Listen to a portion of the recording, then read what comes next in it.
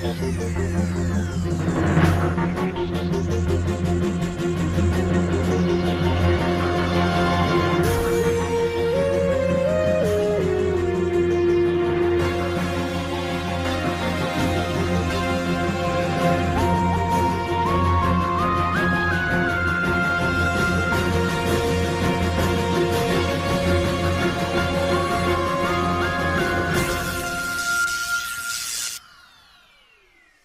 there guys, DeAndre here, and welcome to another episode of Subtract Reactions, where we subtract the bullshit and give you guys honest reactions.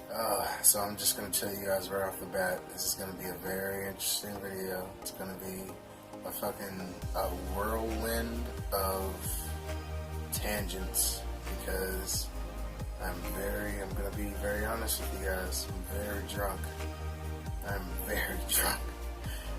I'm so drunk right now. I thought it would be appropriate for Rick and Morty related things, so I'm trying to be so articulate right now. Also, look at this. Look at these Rick and Morty posters right now. I'm blocking Tupac.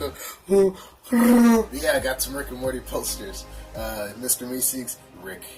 Or no, that's Rick right there. That's Rick, and that's Morty. They're both like flying out. They're flying out of my ceiling. That's some crazy shit, yo. Also, before I jump to this video, I'm working on a, I'm gonna do this. I'm gonna try to see if I can do this. I'm working on two things. One's an audio adventure. I'm so fucking candid right now. One's an audio adventure, that is related to a video game series. The other idea is that, I'm doing a Rick and Morty fucking episode idea, man. Like, I don't know. I'm just gonna fucking, you know what? I'm gonna be candid as fuck. I'm just gonna explain my fucking idea right now. It's called Pulp Riction. Whoa, title, Pulp Riction. There's a text flashing on the screen right now to further exuberate this idea. Basically, the entire episode is played out of order, and I'm about to burp like a motherfucker. Oh, fuck. I'm sorry. The entire episode is played out of order, and so crazy shit happens, and it's like, I want there to be like an alien mobster type of characters that resemble Samuel L. Jackson and John Travolta, but like not necessarily, but they kind of do. I want it to be very similar, but not to Pulp Fiction. Well, not in terms of like the exact plot of Pulp Fiction, because, you know, which is kind of like all over the place. But I want it to kind of feel like, you know, there's different stories happening. Like usually in Rick and Morty, you know, there's usually the A story and there's the B story. This episode, I would kind of want it to feel like, you know, there's multiple stories that's kind of playing out, and it feels random as fuck, discombobulated. But there's like you'll see one scene happen, and at the end of the scene, like something will happen that the last scene like began with or it ended with, you know what I mean? That would kind of like leave you with somewhat of an idea of how those two scenes correspond with each other or some shit like that. Or throughout the entire episode, there's like this specific thing that happens that is like played through different angles, you know what I mean? And it's the audience's job to figure out how these sequences played in chronological order, which ultimately would be discovered towards the end of the episode. Like, it would end with like you figuring out like, oh shit, okay, this is how this shit happened, and it would kind of leave you with this like really cool, like, I don't know, kind of just like with Pulp Fiction. And it's not just Pulp Fiction, it's a collection of movies. Memento, definitely. Actually, oh my god, Memento, just explaining this plot, it sounds exactly like Memento, just of like the film being played out of order, and like towards the end you figure out how shit really goes down, and the twist ending, and oh my god, he kills his friend at the end. Spoiler alert. Dude, but yeah, so that's my kind of Rick and Morty episode idea. And that's just coming out of nowhere. I'm really just kind of like, that really just came out of fucking nowhere, this idea of doing something like this, of out of chronological order. I love mediums that have a story like that. Like, the story will begin, John Wick, for instance. In the beginning, we see John Wick in this fucking beat-up car, and he slams into this wall, and like he's like all fucked up and bloody and shit like that, and the audience is like, holy shit, what the fuck's going on? Screen goes black, and then we see all the events leading up to that, and then when we see that point, like an hour into the movie, we're like, oh shit, there's the beginning of the movie, and like, it's like really cool, you know what I mean? It's a very clever way to kind of, you know, tell a story. Uncharted 2 does this too. Nathan Drake's on the train, and he's all like, That's my blood. That's my blood. That's a lot of my blood. He looks out the window and he sees the tree like sideways and shit. Then a fucking barrel comes and he's like, oh, shit. And then gravity comes in and he's all like, oh, fuck. And the chair caves in and he falls down because, holy shit, the train was upside down hanging off a cliff the entire fucking time. And he was just sitting in a seat, so he didn't fucking realize that. Plus, he just gained his fucking consciousness. And he starts like falling out of the back of the train and it's all fucking cinematic and it's all dramatic and the music's all like, dun dun dun dun dun dun.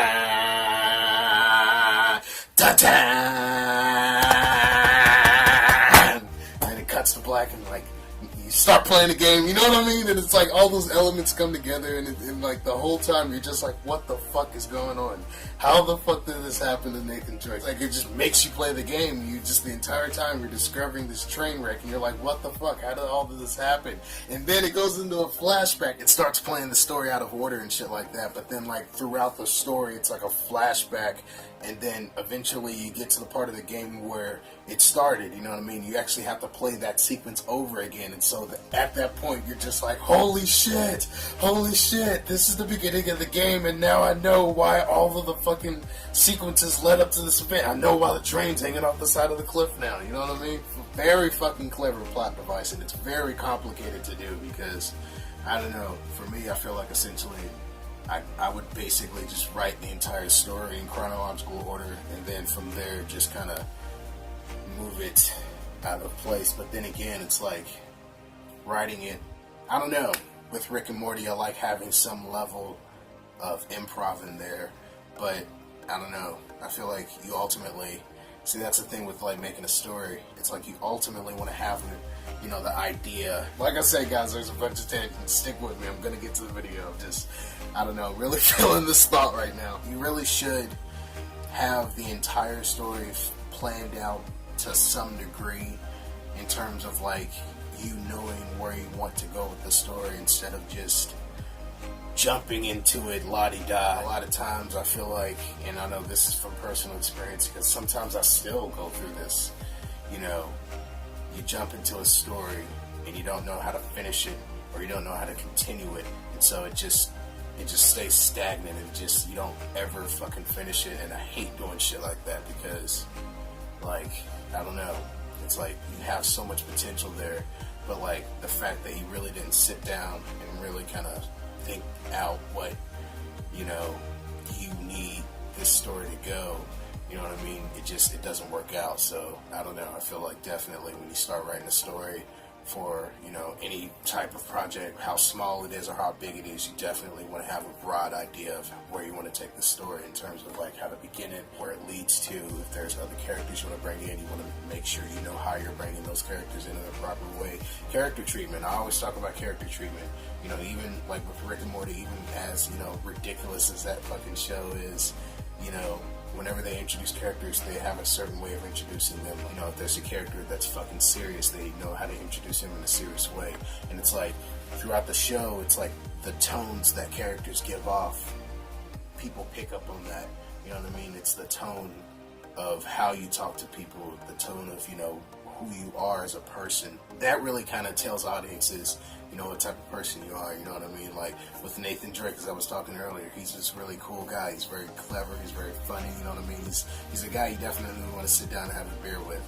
And so you get that through, like, the tone and, you know, his quirks and shit like that. Because all that shit comes into play, and that's one of the things that makes Rick and Morty so popular, is because they get that type of, I don't know, that type of human connections of, you know, just sitting down and talking to somebody. You figure out so much, you know, even if they're not saying anything about their lives particularly. It's like the little quirks that they have, you know, you really kind of figure out of like, you know, okay, well, this person's this way or this person's that way, or okay, maybe I should stay away from this person a little bit. He seems kind of this or she seems kind of that, you know what I mean? And Rick and Morty gets that, and that's what makes the show so clever, is because they're so blunt with, like, you know, messages that they're trying to say, and the writing's so clever, and it's just really cool. It's a really cool show. Anyone that doesn't watch Rick and Morty, I strongly advise you to start watching the show. So yeah, my fucking eyes look like they're closed right now. Like I said, guys, I'm drunk, and like I said, there's going to be a lot of tangents in this, but now we're fucking jumping into this reaction. Enough of my fucking wise words. I don't know, I feel like I'm sounding very wise right now. I'm sounding like I could be a fucking teacher. I could be a fucking teacher. What if I just flew down to Full Sail University and I was like, yo, I'm teaching a class on how to fucking make movies. I'm making movies, Morty. Morty, I'm making movies.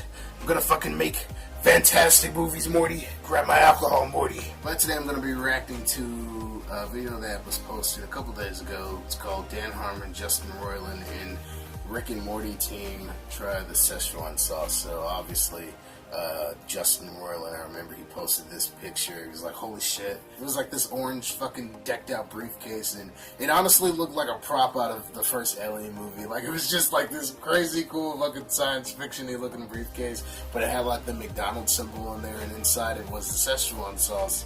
And it was like this big ass fucking jug of it too, and it was like the official McDonald's Szechuan sauce. And there was like this note with it, and it was all like sentimental and shit like that. And it was really cool. It was this really cool, like nerdy fucking thing. It was all, and it was like Rick and Mortified, because I think it had like a C-137 kind of like engraving. I'm like pulling all of these like details out of my fucking mind right now. I'm remembering that so well.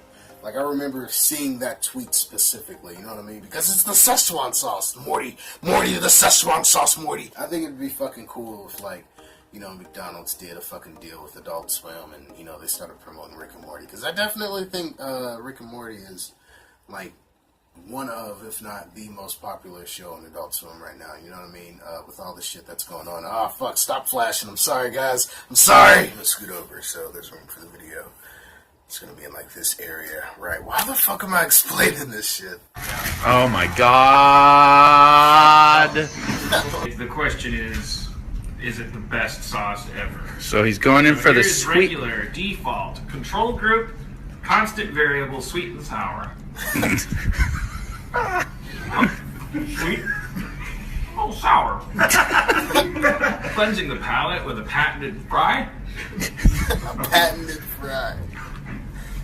I'm mad enough Chris Charles Jr. must be really I love how he cleans himself the same way. I'm Szechuan just sauce. like, clean my fucking hands.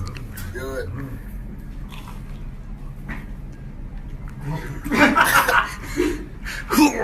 That's pretty exciting.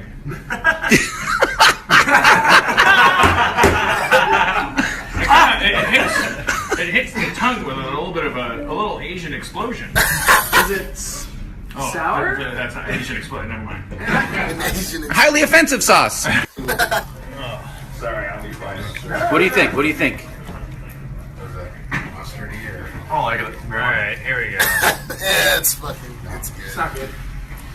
Does it taste like $1,000 an ounce? You know. $1,000. That's $1,000 every 4 ounces. $200 and something dollars. $250 an ounce. It tastes like. I like it. It's like yeah, it's like sugary General Tso's kind of. Yeah. Really? I feel like I walked to the Burbank Mall. And Honest reaction. Yeah. I mean, I'm not mad at it. What did you think? me? Yeah.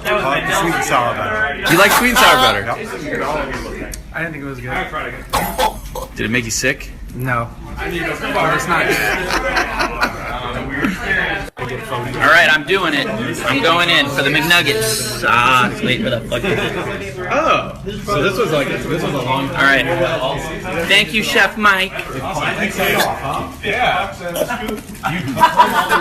It's really good, I swear to God.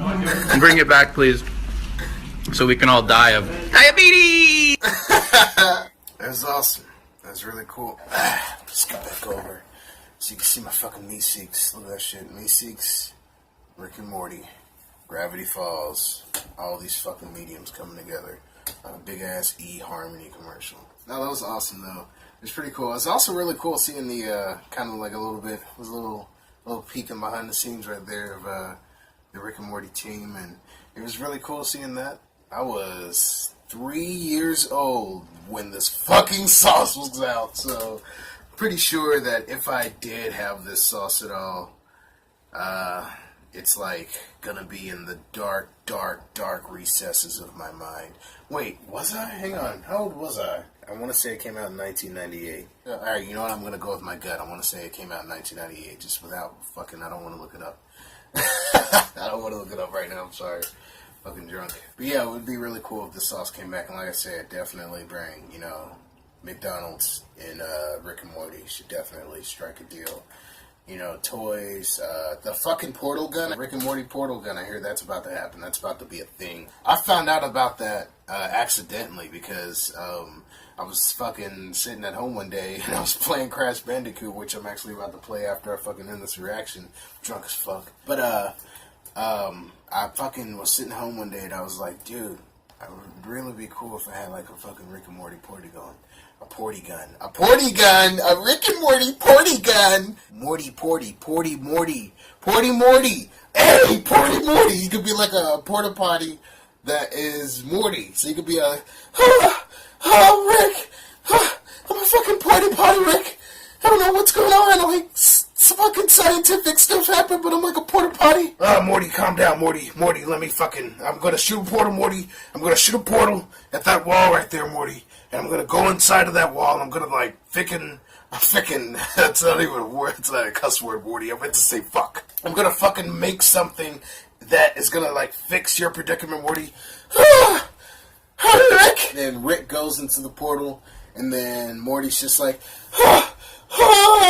and then he's in a public space because he's this fucking porta potty, and he's like, oh fuck, I'm nervous because I'm a porta potty, and there's like people around me that could be like aliens. But let's call the alien race the Gloob Globalians. The Gloob Globalians. It's a fucking alien species of purple aliens. I don't know what they look like, but they're just walking around, and Morty's this fucking porta potty. And so eventually one of the Gloob Globalians, they walk up to the porta potty, and he's like trying to go into there, and then Morty's just like, hey man, I don't think you really want to go in there. And then the Gloob Globalian, he's like, holy damn, I think this porta potty's alive. Yo, cause I want one of them, I want this Gloob Globalian that walks up to Morty. He sounds like Optimus Prime. He's just gonna be like, Autobots transform and roll out. I don't know.